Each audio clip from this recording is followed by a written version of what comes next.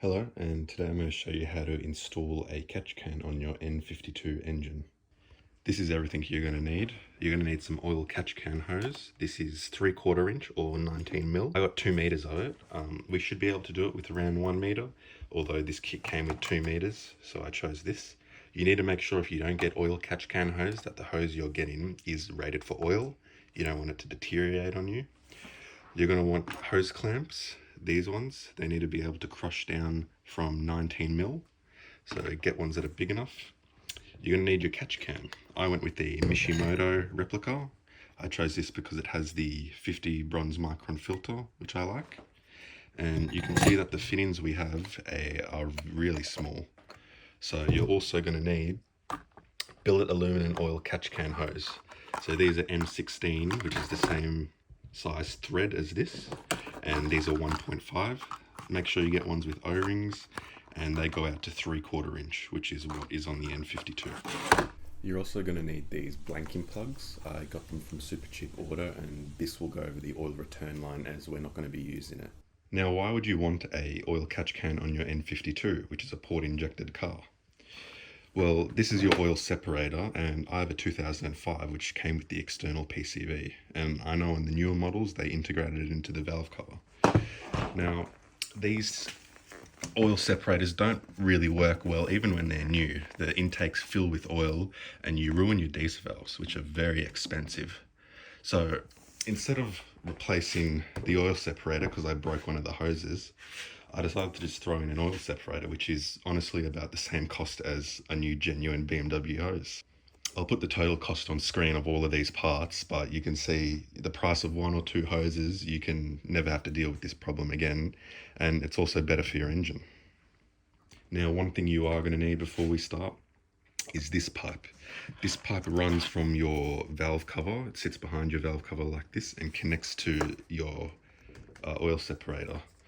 Now, these fittings are held on with just some heat. So use a heat gun and pull out the one that goes into the valve cover. You can see the outside rings on mine have come off, but it still seals.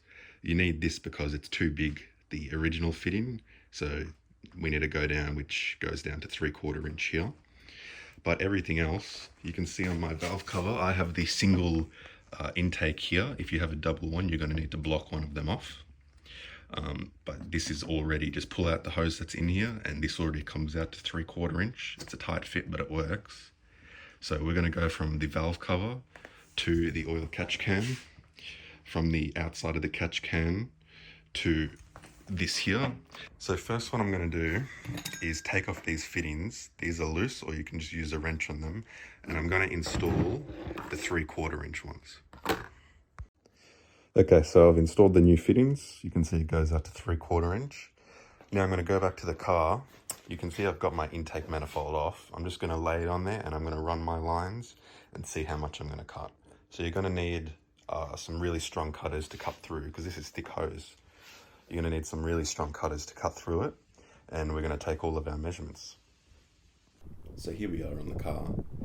You can see here's the oil return line, and I've just capped it off with the blanking plug. You can add a ring clamp to make it extra secure, but I didn't feel that I needed to. Here is the oil line that runs from the valve cover to the catch can. You can see we've used the adapter that goes into the valve cover and then run it all along the top. So here's a little tip here: when you're running this line from your intake manifold, take the fitting out. It's a lot easier to get the pipe on first, and then we can run it to the catch can. Here we are. I was just in the middle of another job pulling my oil filter. Here's the oil catch can. The hose from the intake does run a bit flat, but I think it should be okay as we're going to pressurize it when the car's on. Now you can run an inline check valve if you want, however I don't think I'll be needing one. And then here's the inside line, which runs to the intake of the catch can. Pretty simple. I've just hooked it up to the sway bar with 2 zip ties, and this is how you install it.